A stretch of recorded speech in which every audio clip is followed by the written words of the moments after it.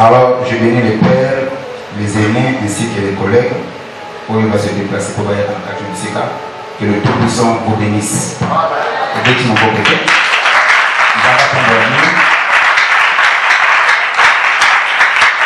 Amen. Le grand thème qui est l'autopsie de Joseph.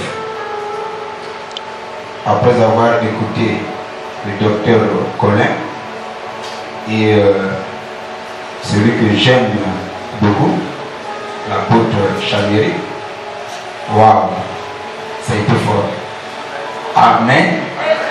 Ce sont des gens qui m'envoient pour appeler ça un exercice concernant la parole. Et je vais prêter le mot de mon frère d'alliance, le docteur John. Souvent il dit, il y a deux choses que tu dois faire, ou que le manquer, ou que le gâter. Mais aujourd'hui nous allons essayer un peu de danser avec l'aide du Saint-Esprit. Amen. Le sous-thème que j'aimerais invoquer, c'est la souffrance nécessaire. Il y a une souffrance, mais qui est nécessaire. La souffrance nécessaire. Sans plus tarder, nous allons prendre la parole de Dieu dans le livre de Genèse, chapitre 37, le verset 21, là où je vais arrêter. Amen. Genèse, chapitre 37, le verset 21 à 27. Je lis la parole au nom de Jésus.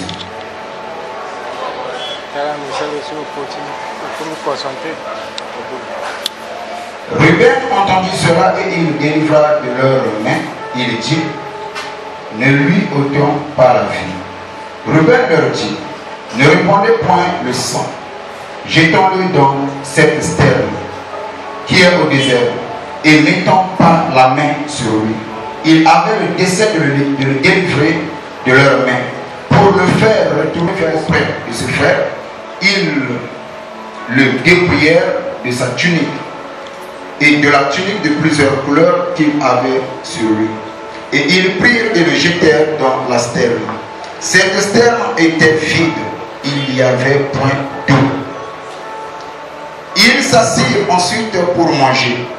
Ayant levé les yeux, ils virent une caravane d'Ismaélites venant de la Galate.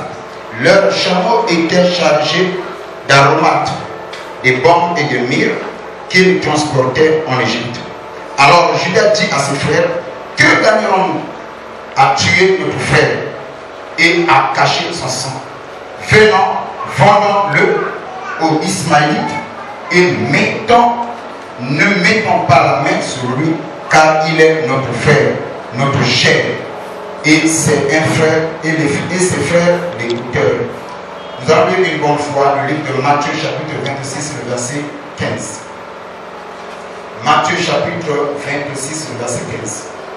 Et dit, que voulez-vous me donner et je vous le livrerai. Et il lui payait 30 pièces d'argent. Parole du Seigneur, nous pouvons l'acclamer. Nous acclamons très fort. Amen. Amen. Amen. Le sous-thème, j'aimerais parler de la souffrance nécessaire. De parler de Joseph. Joseph a un personnage très important. Je vais aussi prêter le nom de l'évêque. Tout de Joseph est important. Parce que d'abord, pour commencer, son père biologique, quand il met au monde de Joseph, pour témoigner son amour, Jacob, en tant que prophète, il fait un tunique que lui, il a confectionné avec ses propres mains. Le tunique de plusieurs couleurs. Et dans ce tunique-là, chaque couleur avait un rôle à jouer dans la vie de Joseph.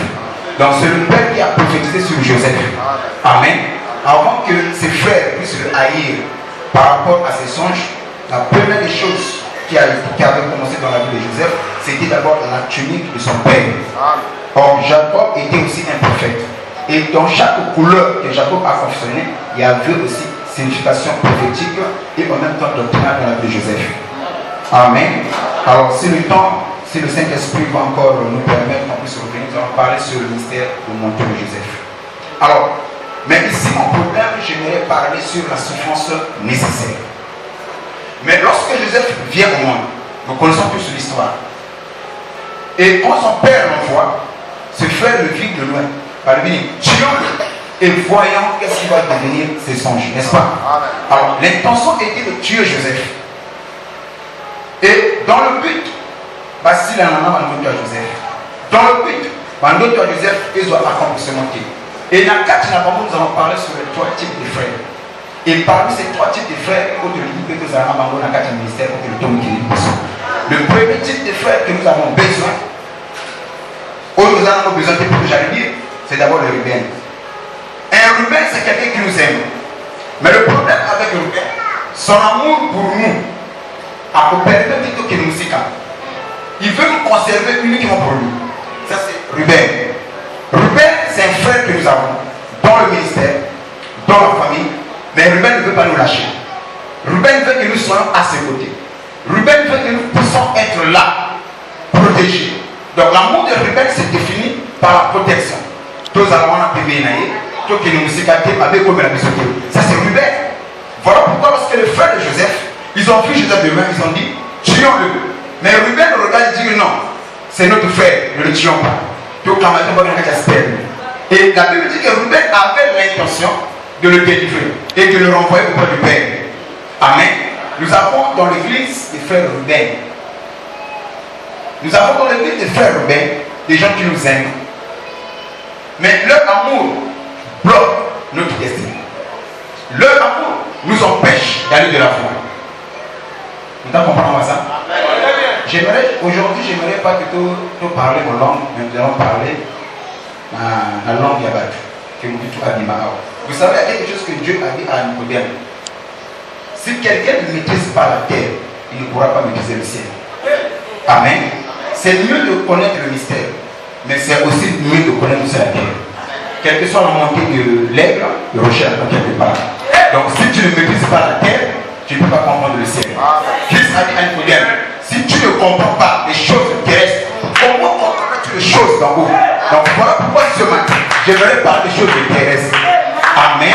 Donc je dis ceci. Ruben, c'est un frère que nous avons. Mais Ruben ne permettra pas qu'on puisse nous vendre. Ruben aussi ne permettra pas qu'on puisse nous tuer. L'amour de Ruben permet de nous garder seulement. Qu'on soit là avec lui. Qu'on puisse demeurer à côté du Père. Mais il y a deuxième type de frères. J'aimerais parler du frère Judas. Ce n'est pas Judas en tant que quatrième fils de Jacob, mais je parle d'abord de Judas en tant que Judas l'Iscariote. Amen. Judas l'Iscariote, lui, il faisait aussi partie des disciples. Il était aussi un disciple de Jésus. Mais le problème de Judas, il n'est pas venu dans le ministère pour apporter un plus. Il est venu dans le ministère pour son intérêt personnel. Donc il veut tirer profit de Jésus. Il veut qu'au travers du ministère de Jésus, que lui aussi puisse enrichir. Ça c'est Judas Iscariote. Amen. Nous avons des disciples dans nos ministères. Quand eux viennent, ce n'est pas pour soutenir. Ce n'est pas pour bénir l'homme de Dieu. Ce n'est pas pour bénir le leader. Mais eux ils viennent pour que eux se remarquer, bénir, vraiment élever la société. Alors ce sont ces gens-là qu'on doit éviter. Vous savez que Judas aussi agissait le démon. Judas aussi avait un puissant don de guérison. Et voilà pourquoi ce matin je vais dire à quelqu'un, le don ne se fera personne. Tu peux avoir un don de prophétie, un don de parole, mais le don n'amènera personne au ciel. Si le don pouvait sauver quelqu'un, Judas aujourd'hui sera au ciel. Comme le don ne sauve pas, ce qui sauve, c'est avoir le Fils. Or Judas n'avait pas le Fils. Donne-moi un amen afin qu'on puisse comprendre. Donc Judas vient auprès de Jésus. Mais quand Judas lui vient, il ne vient pas pour ajouter quelque chose. Mais lui vient pour son intérêt personnel. Souvenez-vous un jour, il y a une femme qui est venue jeter le parfum de Nard, le grand prix, auprès de Jésus. Tout le monde était content. Mais un disciple se lève pour dire que voilà, ce parfum était mieux qu'on puisse le vendre et prendre l'argent et le garder. Donc Judas était indigné de voir qu'on puisse élever son maître, son leader. Parce que son intérêt c'était de l'argent. Amen. Dans le passage qu'on a lu, la Bible dit que Judas est allé voir les principaux sacrificateurs. Il leur a dit, que vous allez me donner? Que me donnez-vous? Si je vous livre, c'est Jésus. Donc pour Judas, Jésus c'était un marchandise que lui devait vendre pour son enrichissement. Amen. Et le problème, ce n'est pas vendre mais les motifs qui sont derrière ce que tu veux faire. Quand les motifs sont mauvais, les intentions aussi seront aussi mauvaises. Je n'entends pas ton amen. Donc Judas a vendu Jésus. Il voit auprès des principaux sacrificateurs, il dit que voilà, que me donnerez-vous si je vous livrais Jésus? Ils ont dit qu'on me donnerait 30 pièces d'argent. Et c'est ça le mystère de Judas. Nous avons des enfants, nous avons des collègues, nous avons des frères. Quand eux viennent, ce n'est pas pour ajouter un plus. Amen. Ils viennent pour tirer profit de nos ministères, de nos vies. Ce sont les deuxième catégorie des personnes qu'on va étudier. Amen. Je parle à un Joseph. Ce qui te faut, Joseph, tu as besoin du troisième personnage. Le Judas qui est le fils de Jacob. Et lui, il va te vendre pour la bénédiction commune, s'il faut le dire, pour le père de toute une nation. Parce que Judas sait, si on ne vend pas Joseph, nous on ne sera pas bénis. Lorsque la famine viendra, nous mourrons tous. On doit vendre Joseph afin que demain ou après-demain, tous nous sommes bénis à travers Joseph. Je parle à quelqu'un ce matin, il est content qu'on ait des Judas dans nos églises. Le fils de Jacob. Quatrième fils de Jacob, bien sûr. On a besoin de Judas dans nos ministères. Des enfants qui peuvent vendre leur père, des amis qui peuvent vendre leurs collègues, afin que ce dernier soit élevé. Parce que quand l'autre sera élevé, et ta bénédiction sera dépend. On n'entend pas ton amen. Hein?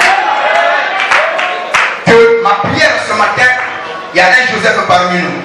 Mais Joseph, tu ne vas pas réaliser ton ministère, tu ne vas pas accomplir ta destinée si Judas ne te vend pas. Voilà pourquoi il est très important qu'il y ait un Judas dans notre ministère. Lorsque Judas va te vendre, ce n'est pas pour ta confusion. C'est vrai, c'est une douleur, c'est un mal, c'est une souffrance que tu vas endurer. Mais cette souffrance est nécessaire pour le domaine. Je n'entends pas ton amen. Reçois l'enfant de Judas. Je dis que Judas le Scaros sera vendu Jésus. Judas aussi le quatrième de Jacob sera vendu Jésus. Mais les deux ne seront pas pardonnés. Un sera pardonné, l'autre sera condamné. Vous pouvez voir cela? Amen. Et le quatrième de Jacob, lorsque Joseph se lève, il dit que c'est pour ce temps-ci que Dieu a permis que vous me vendez afin que moi je sois une bénédiction pour vous. N'est-ce pas? Amen. Je dis à quelqu'un, le temps est arrivé que tu puisses prendre ton leader. Le temps est arrivé que tu puisses prendre ton pasteur. Ne le cache plus pour toi. Sois Judas. Je dis que sois Judas. En le vendant, tu seras béni. En le vendant, tu seras élevé. Parce que si lui est béni, toi aussi tu es béni. Oh, ton amen ne me plaît pas.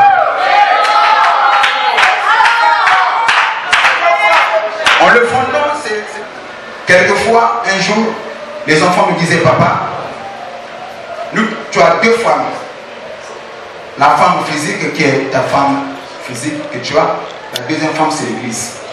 Mais nous arrivons parfois, nous on constate que tu prends beaucoup plus soin de la femme physique et non de la femme spirituelle. N'est-ce pas? Donc moi je crois, quand tu vends ton pasteur, il sera plus absent. Quand tu vends ton pasteur, il ne sera plus là. Il ne sera plus constant là. Mais le problème, en le vendant, c'est une bénédiction qu'il va apporter dans ton église. Une fois quand lui est élevé, le nom de l'église sera élevé, et vous aussi vous serez élevés. Est-ce que quelqu'un a compris le message?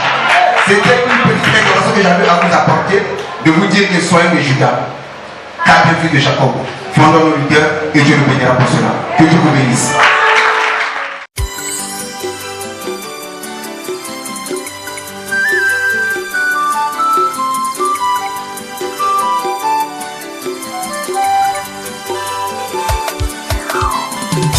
La